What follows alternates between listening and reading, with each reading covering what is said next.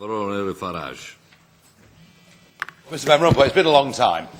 Lovely to see you. Today's November the 5th, a big celebration festival day in England. Just over 400 years ago, there was an attempt to blow up the Houses of Parliament with dynamite and to destroy our Constitution. That was a violent approach. You, of course, have taken the dull, technocratic approach to all of these things. And indeed, what you and your colleagues say time and again, you talk about e-initiatives and what you're going to do about unemployment. But the reality is, nothing in this union is getting any better. Indeed, the accounts, I thought it was 18 years in a row the accounts hadn't been signed off for. I'm now told that it's 19, and you're doing your best to tone down any criticism.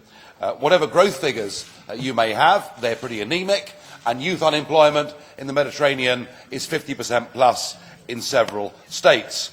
And of course, you'll notice there is now a rise in opposition, real opposition, and much of it pretty ugly opposition, not stuff that I myself would want to link hands with. It was 3.5 years ago that I got into some trouble by questioning who your tailor was. And they fined me €3,000 for doing so. Of course, I clearly was wrong. Look at you today. You are the smart, snappy young man around town.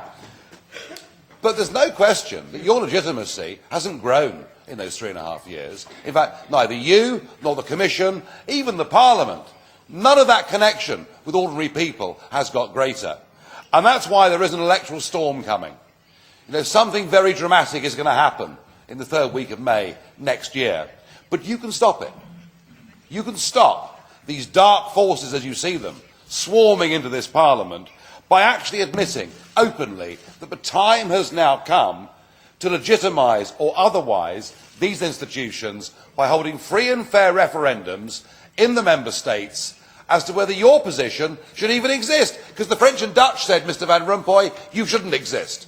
They vetoed it, and yet you continued regardless. Are you prepared to sit there and wait for the electoral storm, or will you take the initiative and do your best to legitimise democratically this European Union or not?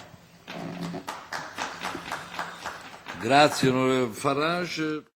Toute dernière remarque, il y a 3 ans et demi, on me disait que j'avais l'allure d'un employé de banque. Maintenant, à moi seul, je peux arrêter une tempête électorale. Voilà, c'est une évolution invraisemblable qu'un homme puisse avoir la capacité d'arrêter une soi-disant tempête électorale. Comme évolution, ça peut compter. Si ce ne venait pas de vous, Monsieur Farage, je m'en réjouirais, mais puisque ça vient de vous, ça ne m'intéresse pas. Merci beaucoup. Grazie.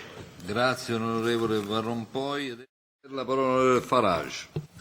Well, just for a moment there, it got fun. You got angry with me, and it all became impassioned, and that was brilliant.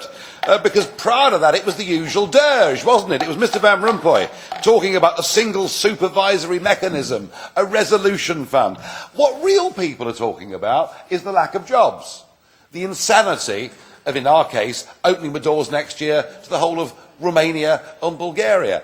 So maybe, Mr Van Rompuy, the answer is to ignore my pleas for a referendum, but just to sort of come out and start attacking me and the Eurosceptics, and maybe then we'll make it a real European election. But I warn you, the language that you and the rest of the European Commission use is not the way that ordinary people speak, it's not how they feel, and honestly, you sit there in front of that flag behind you, that flag and your position were rejected by the French and Dutch in 2005, you've carried on regardless, you have no legitimacy, let's fight it out on the battleground next May.